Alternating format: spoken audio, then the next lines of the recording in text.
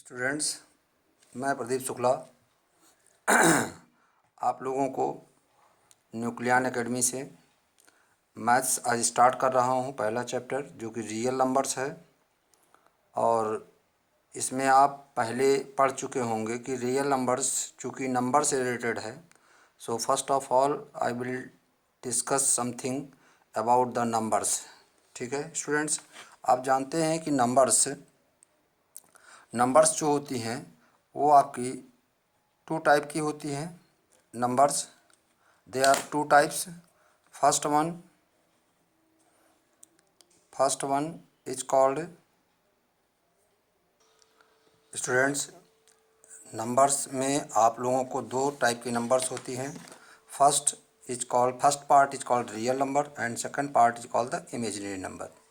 Students, हम imaginary numbers उन numbers को कहते हैं जिनको हम ना लिख सकते हैं, ना बोल सकते हैं, ना बता सकते हैं, and such numbers are said to be imaginary numbers. Example, आप नेगेटिव नंबर्स का कभी भी स्क्वायर रूट नहीं निकाल पाते हैं, लेकिन होता तो होगा कुछ।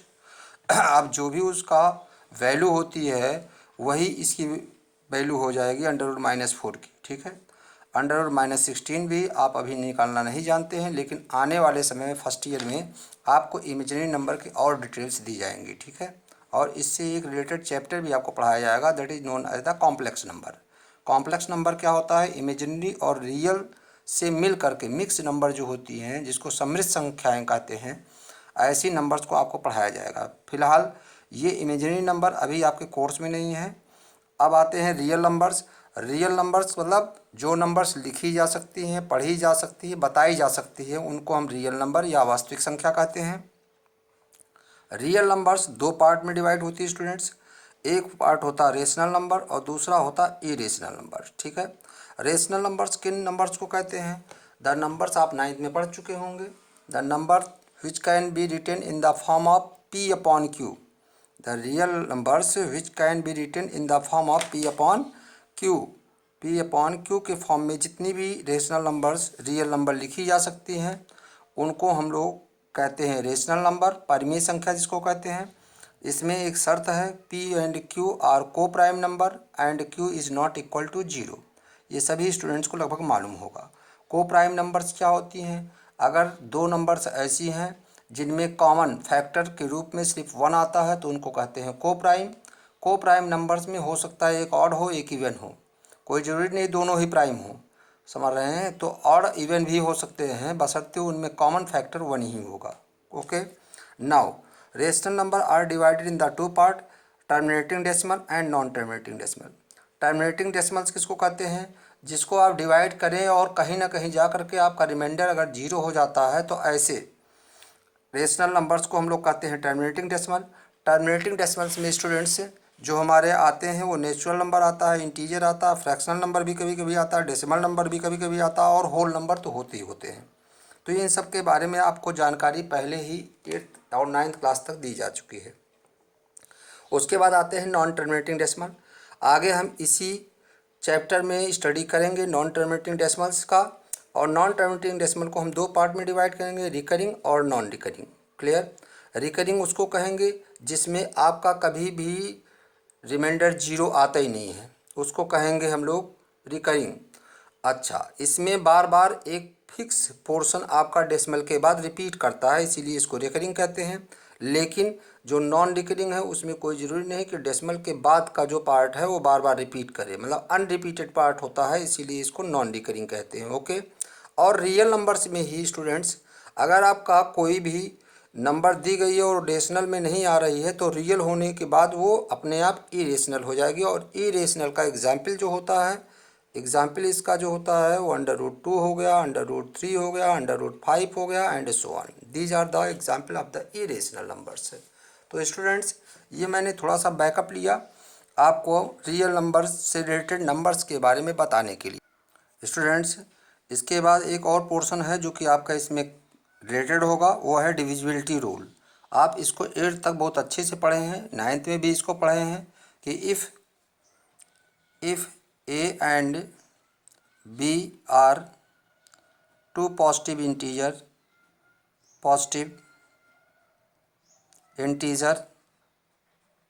such that such that a is greater than b, then when you will divide a by b, either you will get remainder or it will be divided. अगर ये रिमाइंडर लीव अप कर रहा तो कोई बात नहीं, लेकिन अगर a डिवाइड हो रहा b से, if a divided by b, then we will write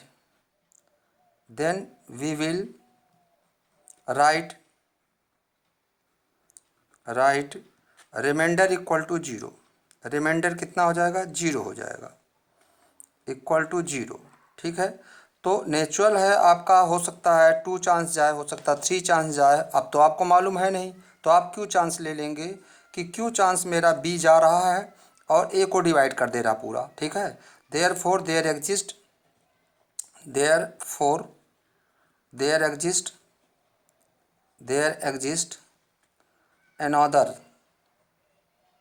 another positive number q such that a is equal to bq. क्योंकि आपको मालूम होना चाहिए रिमाइंडर यहाँ जीरो है, तो आपको मालूम होना चाहिए कि डिविडेंड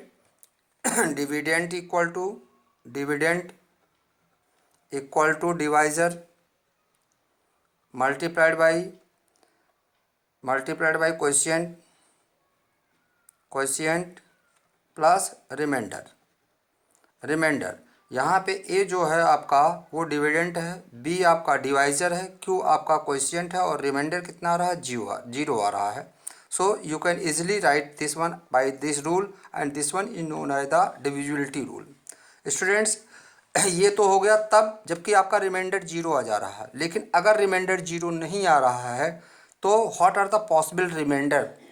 अगर रिमाइंडर जीरो नहीं आ रहा है तो what are the possible remainder. तो पॉसिबल रिमाइंडर क्या होगा, इस पर हम लोग वर्क करेंगे. Students, if remainder is not zero, then what will be the possible value of the remainder are.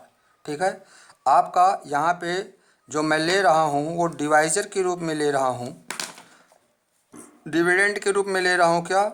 Dividend is equal to a. Divisor क्या ले रहे हैं स्टूडेंट्स? ये ले रहे हैं बी. रिमाइंडर क्या ले रहे हैं? रिमाइंडर ले रहे हैं हम लोग, remainder is taking as the r. And quotient जिसका हमको काम लगेगा, quotient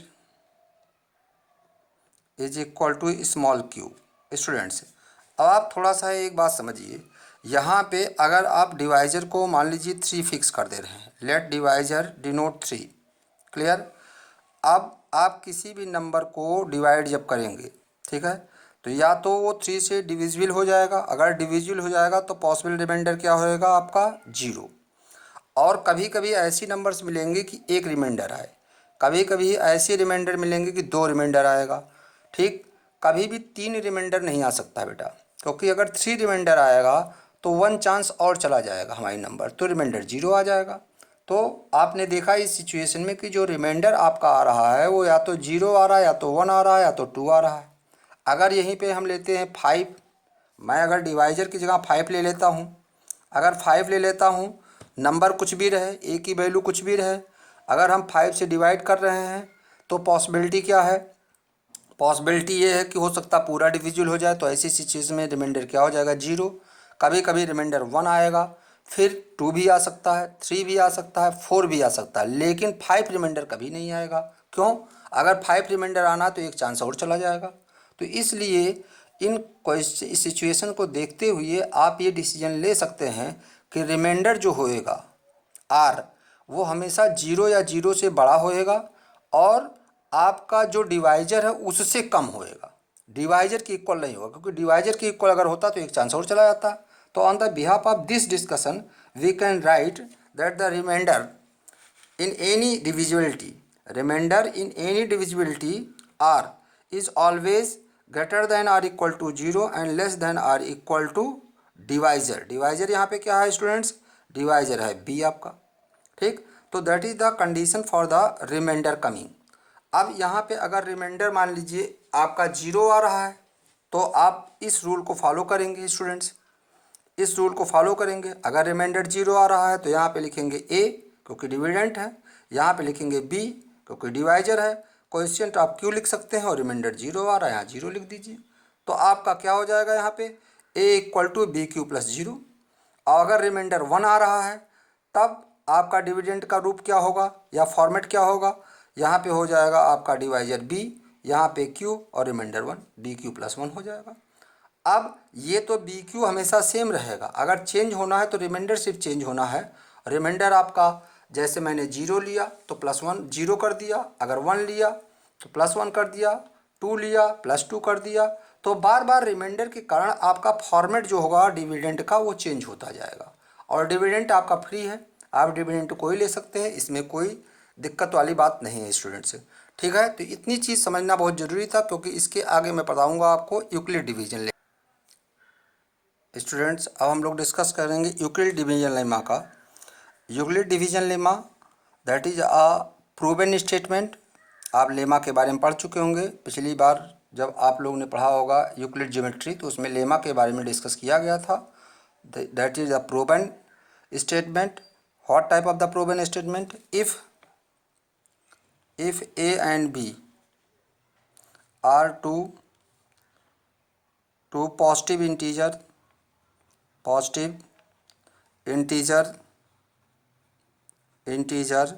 such that a is greater than b, then there exist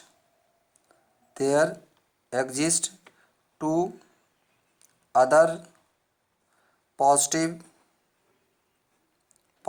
integers q and r such that a is equal to bq plus r, where r is always greater than or equal to 0 and less than b. Clear? That is known as the Euclid division lemma students। यहाँ पे इन सब के इसके part के बारे में पहले discuss कर चुका हूँ। यहाँ पे ए आपका डिविडेंड का रोल प्ले कर रहा है। किसका रोल प्ले कर रहा है? डिविडेंड। बी आपका किसका रोल प्ले कर रहा है? बी आपका प्ले कर रहा है डिवाइजर का role.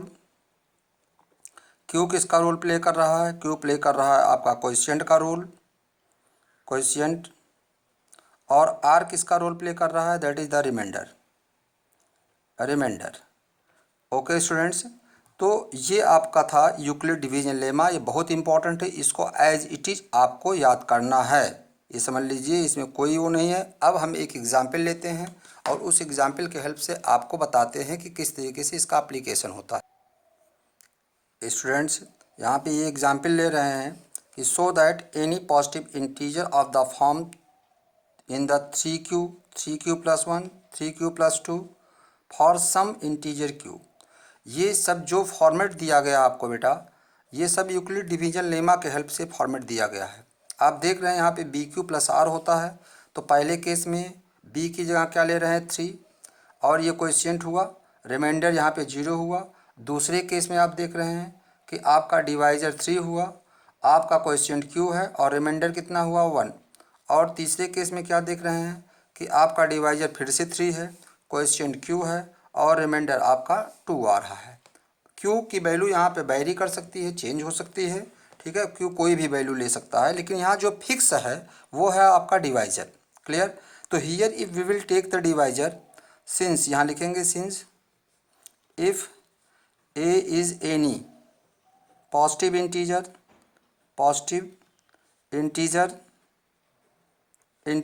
And it is divided by 3 such that 3 is less than a। तो 3 से अगर डिवाइड होएगा तो आपका पॉसिबल रिमाइंडर क्या हो जाएगा? Therefore possible remainder always, are जो होगा वो हमेशा 0 या 0 से बड़ा होगा और 3 से छोटा होगा। और आर क्या है? इंटीजर है। क्लियर? आर क्या है? इंटीजर। तो 0 या 0 से बड़ा इंटीजर 3 से कम, तो आर की पॉसिबल वैल्यू क्या होगी बेटा? 0 1 और 2। अब अगर हम a इक्वल टू यहाँ पे दो चीज़ें आपकी पक्की रहेंगी, एक डिवाइजर पक्का है और कोएफिशिएंट, तो यहाँ पे आप 3q लिख सकते हैं। और एक बार लीजिए रिमाइंडर 0, तो यहाँ +0 हो गया। फिर से आप नंबर लीजिए a, और हो सकता है कि a आपका इस फॉर्मेट में हो 3q और +1 रिमाइंडर ले लीजिए, या a = हो सकता है 3q + 2। स्टूडेंट्स, यहाँ पे केवल a का 3 ही फॉर्मेट हो सकता है, या तो इस फॉर्मेट में हमारी नंबर हो सकती है, या तो इस फॉर्मेट में, या तो इस फॉर्मेट में। ठीक है, तो इस पे और भी क्वेश्चंस आएंगे, उसको आप करिए। अगर कोई दिक्कत हो तो आप लोग हमारे मोबाइल नंबर पे या कमेंट बॉक्स में कमेंट करके आप लोग इसका लाभ उठा सकते हैं। यूट्यूब पे हमारे हर चीज़ें अवेलेबल रहेंगी। और इसी के साथ ये टॉपिक यहीं पे ओके हुआ, और अगला वीडियो आपको बहुत जल्दी मिलेगा। Thank you.